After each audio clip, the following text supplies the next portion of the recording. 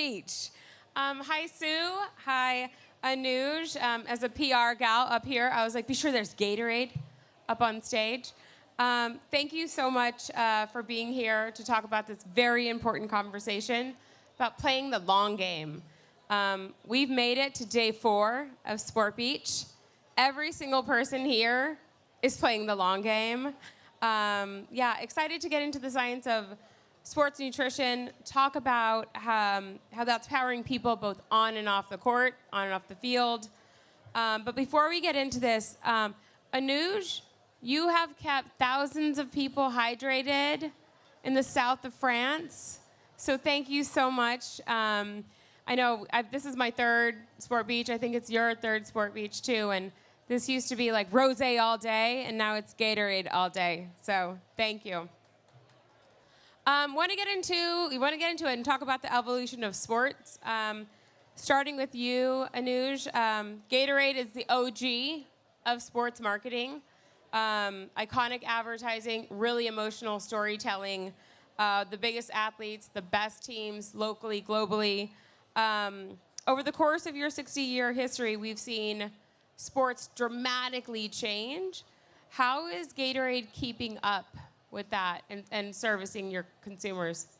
It's a great question. First, it's an honor to be on stage with Sue, multiple time, 13-time WNBA All-Star? Yeah, I mean, we are fortunate to learn from the greatest athletes in the world, and the founding of the Gatorade brand was actually for an athlete need, right? 60 years ago, it was created on the University of Florida for a real athlete need. And over the last 60 years, athlete needs have evolved dramatically. And what we've seen, we founded the Gatorade Sports Science Institute in the mid-1980s, and that group has been doing a lot of leading-edge research with our elite athletes to help us understand what they need and where's the sport going.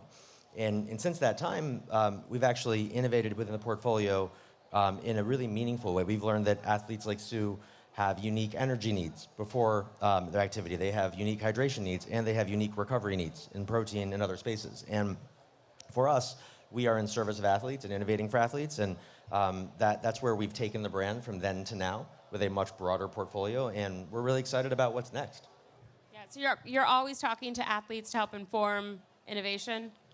Yeah, I mean, our athletes are our greatest source of insight, ultimately. The teams, the players we work with, all the way down to the youth level, we're constantly seeking insights into what they need, and then trying to bring science to help solve it.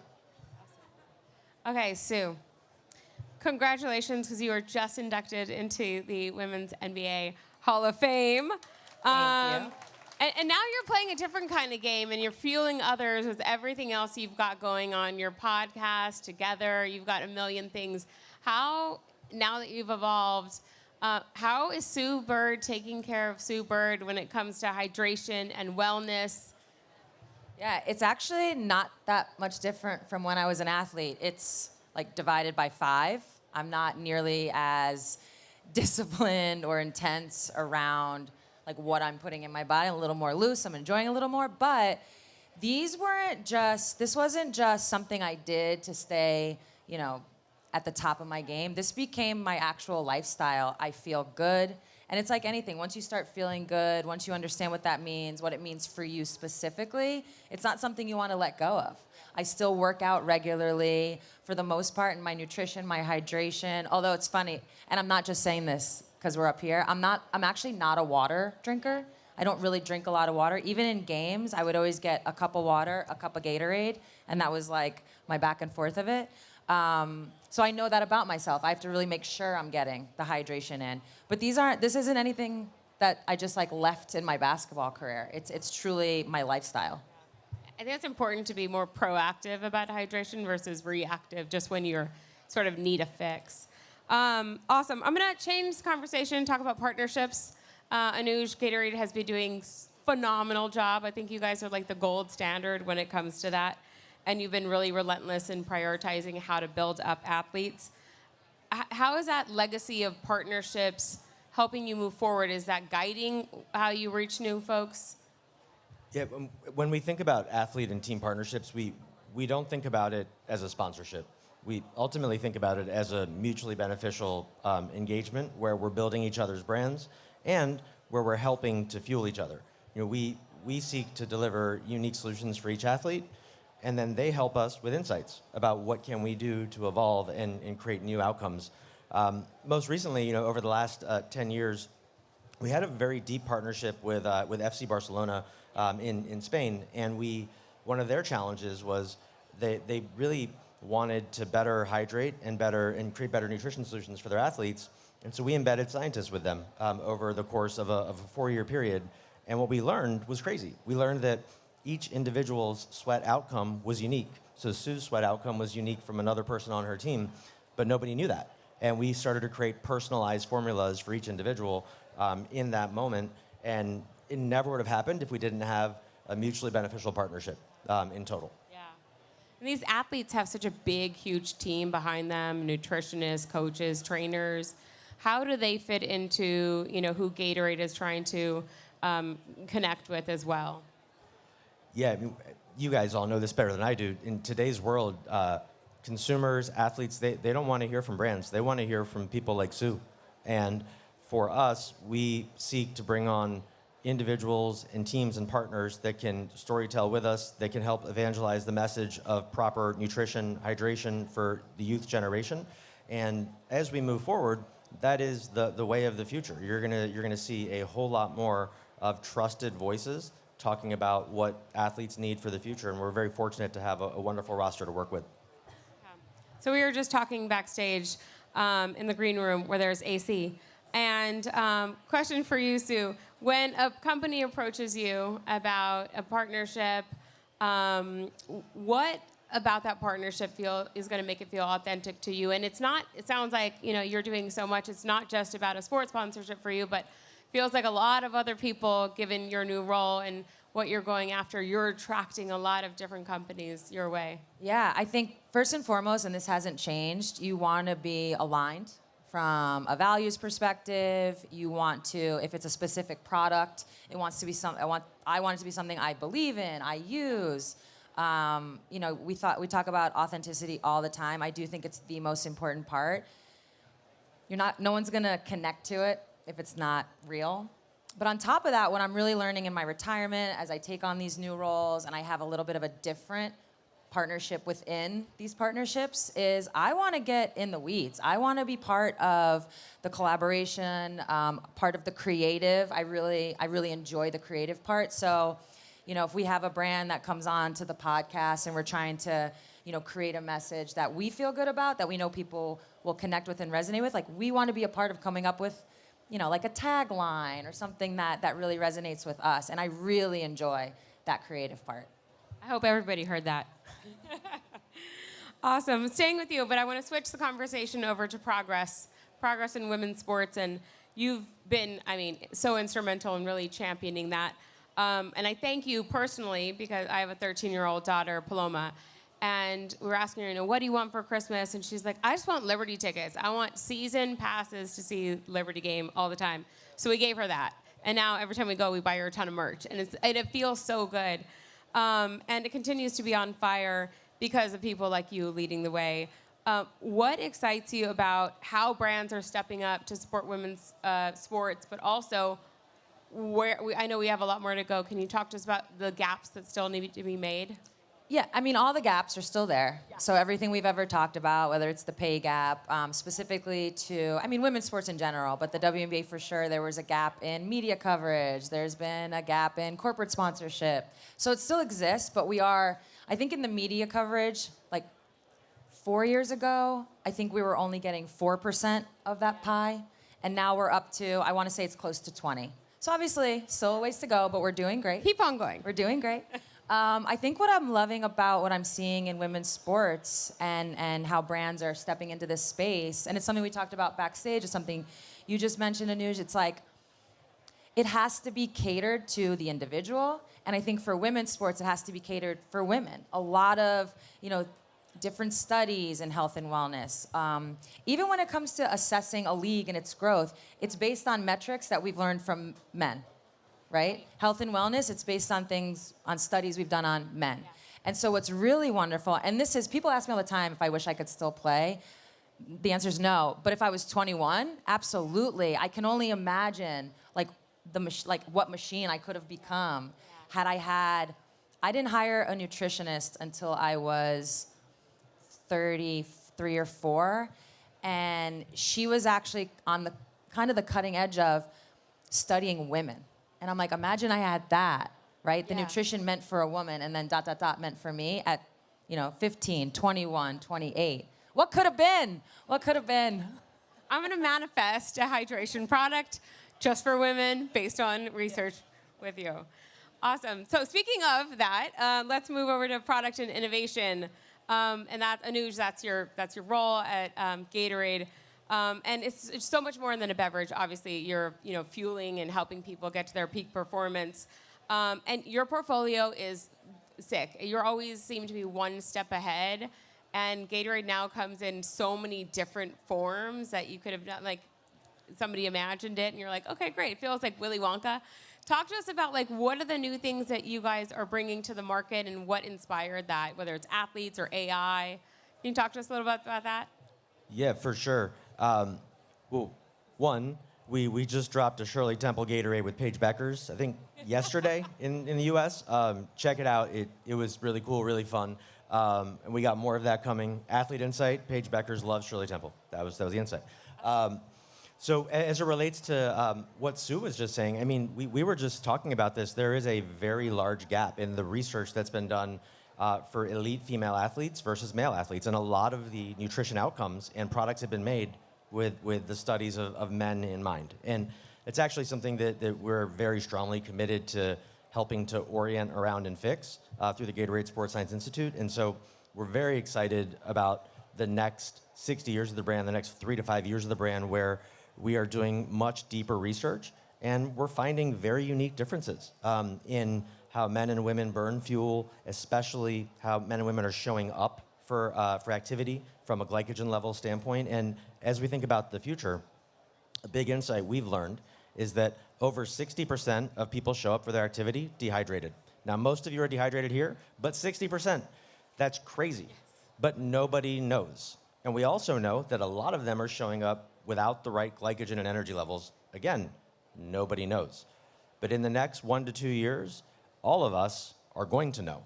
You're gonna know that you aren't properly hydrated. You're gonna wake up in the morning and you're gonna know what your hydration level is. Imagine in that moment what you might do differently. Imagine how you might put things in your body differently.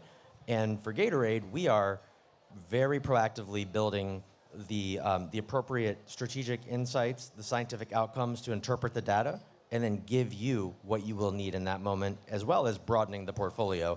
And so we're pumped about tech, AI, partnerships we have in the space, but we're more pumped about creating better athlete outcomes, which is ultimately what that can make happen. That sounds fascinating. So you're gonna be able to tell someone that they are dehydrated and that they need to fuel up with electrolytes, or can you dig into that a little bit more? Yeah, there will be, in the not very distant future, that opportunity and that capability, yes. And when you know that, what you're gonna learn is that your own individualized needs are unique and different than other people's. And you're also gonna begin to learn that you might have a personalized outcome in hydration and energy that's specific to you as a human, and then you're gonna want to actually get that. And that's what we're orienting ourselves around to deliver that capability. Within the next year, we're beginning to test personalized hydration with a lot of our athlete roster and begin to give that service to them in a way that is very differentiated so that we can begin to bring it more broadly as well. Awesome. I want to continue to talk a little bit about how you work with athletes. And Sue, looking ahead, obviously Gatorade is working with tons of different athletes, but how do you see this kind of athlete-led collaboration helping women's sports specifically?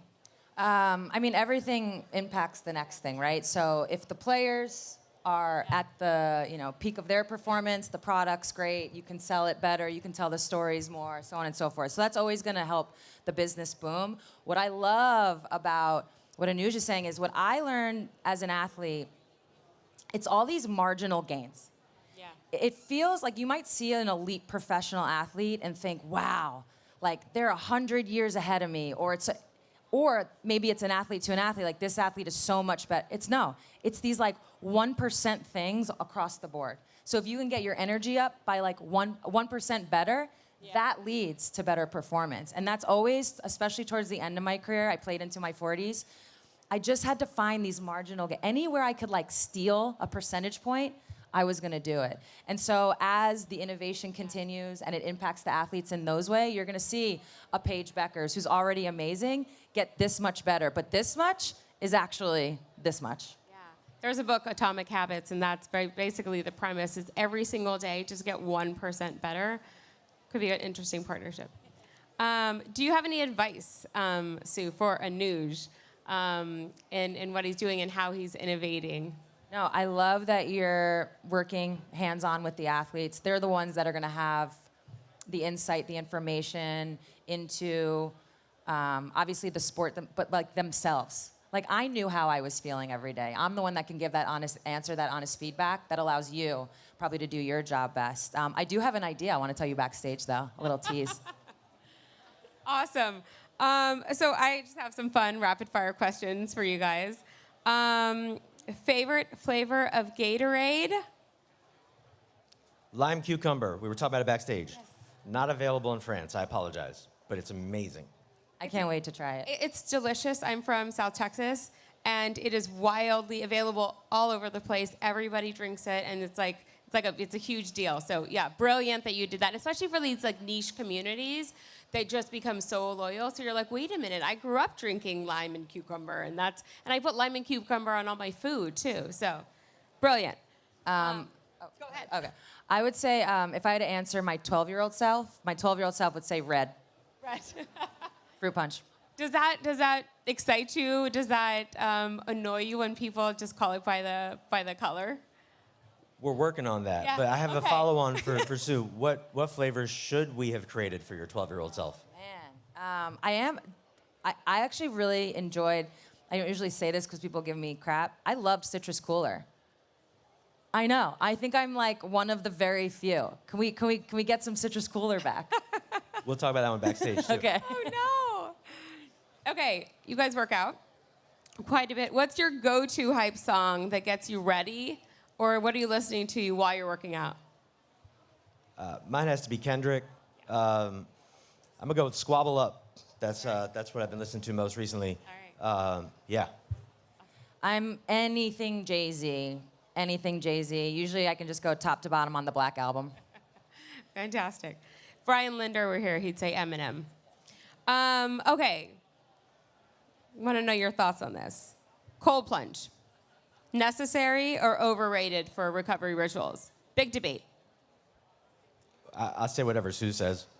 I think, honestly, I don't know, because I don't know the science of it. I wasn't a big fan, but I had teammates that if they didn't get in the cold plunge, it messed them up here. Yeah. So, if 3 minutes in cold water is going to help you up top, dive in. Have at it. Who cares if it works, like, anatomically or not? I think I heard something about women being able to take more pain, but when it comes to cold plunges, for some reason, we can't take as much as men. So we should do it. It's good for us. I started doing the cryo chamber. Yes. That was like 3 minutes. I could barely handle it, but at least it was 3 minutes as opposed to 15 in the cold plunge.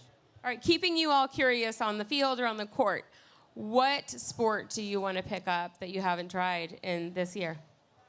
That I haven't tried. Or want to get better at? I love squash. I wish I went professional in squash. I'm obsessed with squash, but I haven't been able to play in, I'm not joking, 15 years. Okay, maybe somebody here can give you some lessons. It's so much lunging. You just lunge the whole, your butt is on fire by the end. Mine's an odd one. It's baseball, and I'm old. I played a ton of baseball growing up, and now I'm coaching my kids' teams, and I miss it so much. And so I get to get out there and play, and my son has become a pitcher, and he thought he could put one by me the other day, and he couldn't. I got him. So I gotta humble stay him. up. Yep. Okay, last question. We're here, Ken. Obviously, there's tons of amazing folks, smart people, famous people. Do you have a favorite celebrity sighting that you have seen at Cannes so far? I was lucky enough to be at a dinner on Monday night, and John Baptiste performed. It was mesmerizing. I can't even explain it. I guess he comes into all of his sets, and he doesn't have a plan. He just sits at the piano, and he kind of like, and he was obviously facing the ocean. He was like, "Do you hear that? Birds flying high." He just started like doing the whole, and he like remixed songs you knew. It was unbelievable. So that blew me away. All right, Anuj, anybody you're excited to see? This one just happened, and it's actually Sue, and I'm going to explain why. Because very rarely do you get to have a really deep, insightful conversation with a four-time champion and someone that is such a positive voice for all people in sport and learn from them. And like, I've been around plenty of famous people, but I haven't had a chance to have that conversation, and the last 30 minutes was wonderful. So I would say right now. Thank you, Anuj. I love that. And I think that is what Sport Beach, that is the vision for Sport Beach, was to bring athletes together with brands to have these intimate, honest conversation and see what's possible. So that is a great way to end our session. Thank you so much. Yeah, thank you. Thank you so Thank much you. for being here, and enjoy the rest of Cannes.